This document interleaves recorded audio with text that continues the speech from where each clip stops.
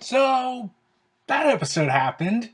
Like, okay, um, okay, okay. We finally see Aku, which I thought was a little surprising since it's so early. I was expecting him to see at the halfway mark, and this Aku is a lot different from the Aku we come to know for the last 4 seasons.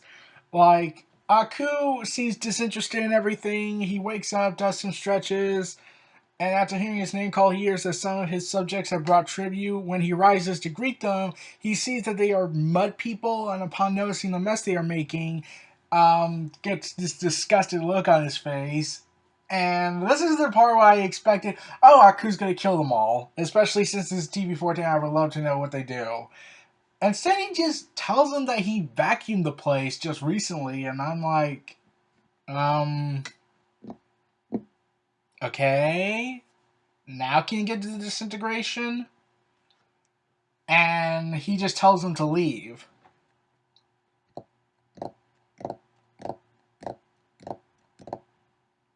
Um, this is Aku, right? Like, okay. Like, I get Aku was a very comedic character, but at times he would get serious and threatening. Like, there's a reason why he was very memorable, other than his humorous side and Mako's voice. I'm not even gonna bash. I'm not even gonna decide whether or not the new actor's doing a good job playing Aku, because I can tell he's trying his damnedest to try and make it sound like Mako's. So I'm not even gonna complain about that, or if I want to. But Aku just seems rather off. Like, it just is. Like, you like afterwards when some scientists come in and tell them that they have created a new design for the beetle drone they made to kill the samurai, and Aku says that why should he care? And then he says, then the scientist responds that the samurai that you want to kill, the thing that's been the bane of your existence.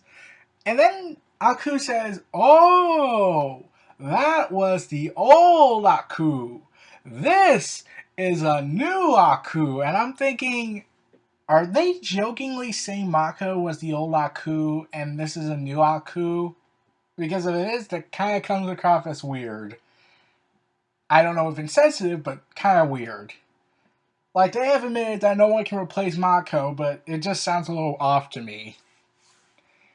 And he says he doesn't care what they do, and declares that he doesn't care about Jack, even though he clearly does, as we see in the next scene after ordering the scientists to deploy it if it amuses them. He is talking to a psychiatrist of himself in therapist clothing, in which he expresses his concern about Jack. After Aku destroyed all the time portals, stranding Jack in the future, he hoped that time would eventually catch up and kill him. Unfortunately, the initial time travels Aku sent Jack through made Jack immune to the aging process, and Aku is now faced with this dreaded reality that he now has to coexist with Jack for eternity. However, he seems to be confident about he hopes that someone will eventually kill the samurai. So that leads to several things. One, Aku doesn't know about the sword, even though he could monitor Jack with his whatever powers. Um, like, he could assume that Jack's hiding it because he wants to test out all these new weaponry, but knows that the sword can only kill him. Like, okay, that kind of gives a weak explanation to me. And Aku apparently doesn't know about the daughters of Aku.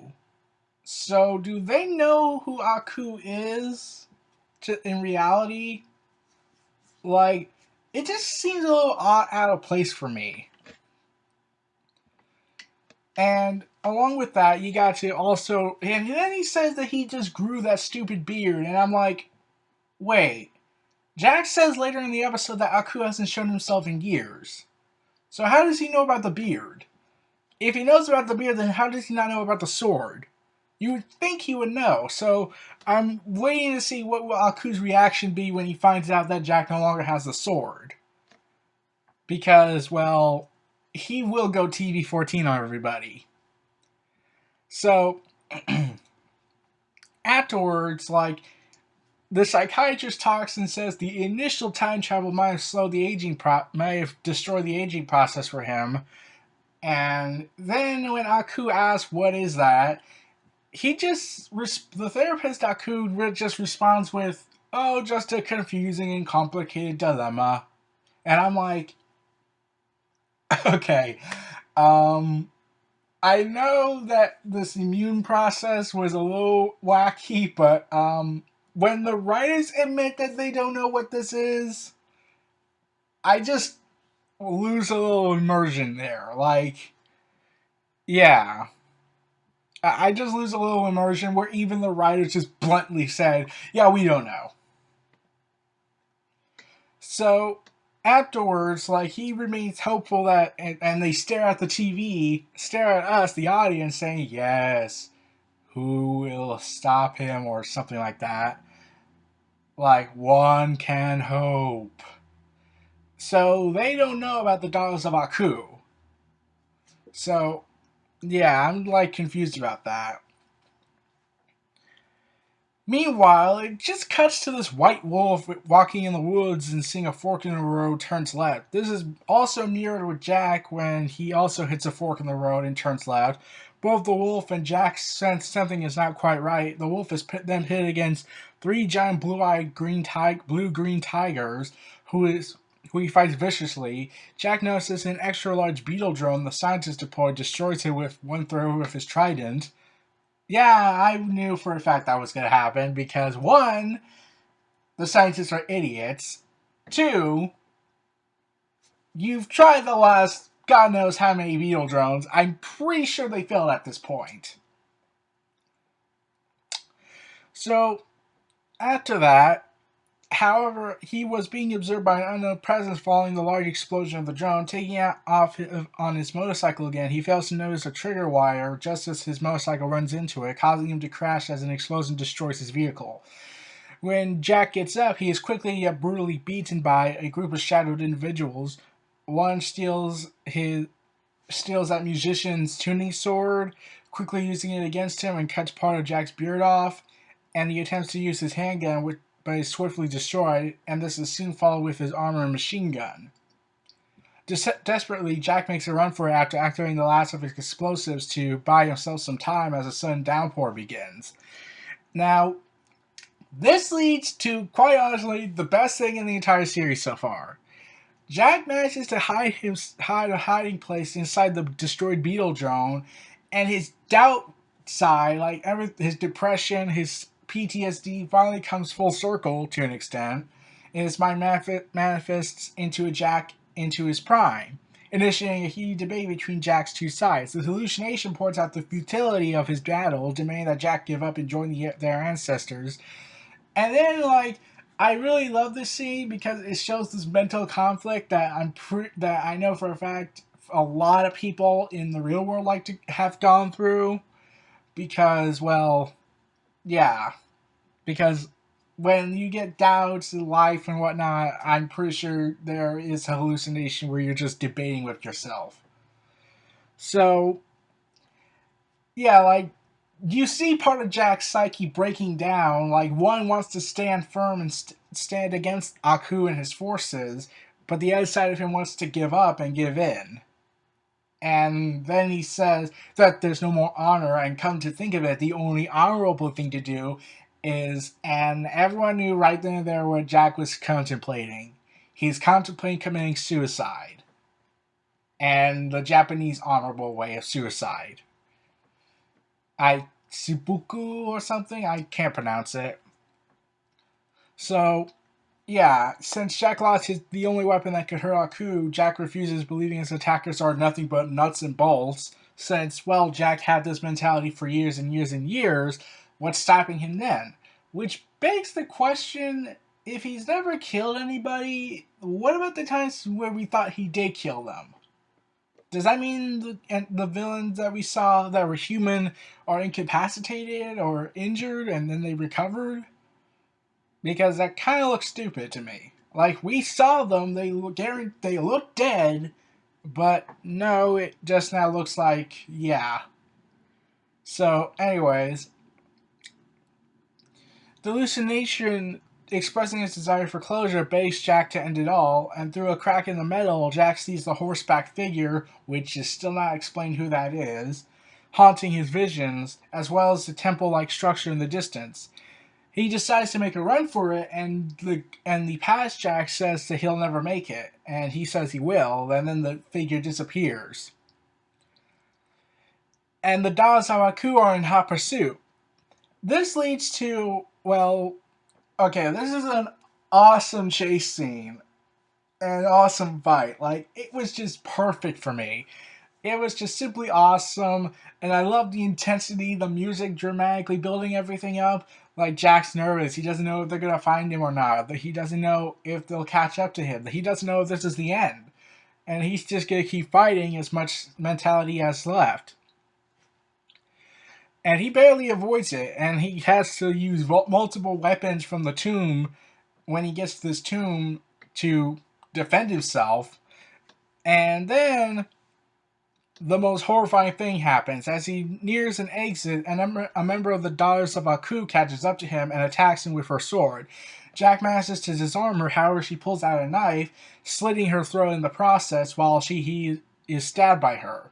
The Daughter of Aku collapses, revealing her face, and as she dies, Jack shows this horrified look on his face, that knowing that he just killed a human. Yeah.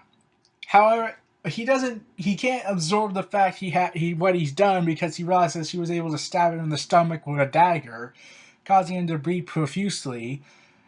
Jack recovers his tuning blade from her corpse, and despite his waning consciousness from his injury, he manages to hit the hallway walls with his tuning blade. This causes the rocks to vibrate, accumulating in a massive explosion as he falls into the river below, preventing the remaining daughters from following. And in the river, Jax is seen to have lost a great deal of blood while floating downstream. And then we cut back to the woods. The wolf managed to kill all the tigers, but appears to have been killed in the process because he appears succumbing to his wounds and bled to death in the fight. That is kind of symbolic and probably hinting that Jack may not survive. Like, he'll kill all the daughters probably, but there's a chance he may not survive yet. And yeah, I really am mostly going to go back to the Daughter of Aku death. Yeah, I was surprised he killed, like, I was knowing he was going to kill one of them when in the preview for this episode it showed that he just keeps repeating to himself, they're just nuts and bolts. And then it turns out, yeah, he's going to kill somebody. Yeah, that one of them is going to die. And I like that Jack's horrified. He realized he's taken a life. His first ever kill of an actual living being. But I get that he couldn't dwell on it for long because he realizes he's bleeding profusely from the dagger she stabbed him with. But this leads to a conundrum. Is Jack going to kill the rest of them, or is he going to be haunted with PTSD even more? Is he going to try and save at least one of them from darkness by revealing what he's fighting for? Or is Aku going to ever figure out where the sword is at? Is Jack going to get his sword back? Well, the promotional images seems to suggest that he will. But I'm curious as to know, where are they going with this?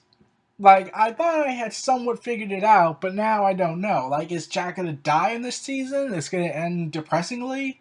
Is it going to end with a happy ending that Jack clearly deserves? Yeah, it's going to be a curious season. Like, the wolf fighting the tigers seemed to hint that Jack may take everybody out with him, but he dies in the process. Which I hope is not really the case, but that really is kind of symbolic hint foreshadowing. So, yeah, I really did like this episode, save for the Aku bit, because it just felt weird to me. Like, he wasn't the intimidating comedic guy, he was just overly comedic to me.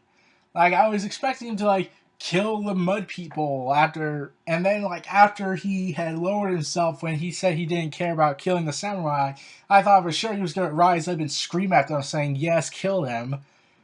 But no, we instead get to this comedic therapist session where he's talking to himself, essentially. And it shows that even Aku has become bored with this whole thing. Like he's getting exhausted from all this, from this eternal fight. Almost about as like Obi-Wan and Darth Maul. And the reason why I haven't made a video about that is because I'm waiting for the season to end. Oh boy, I have so much to say about that.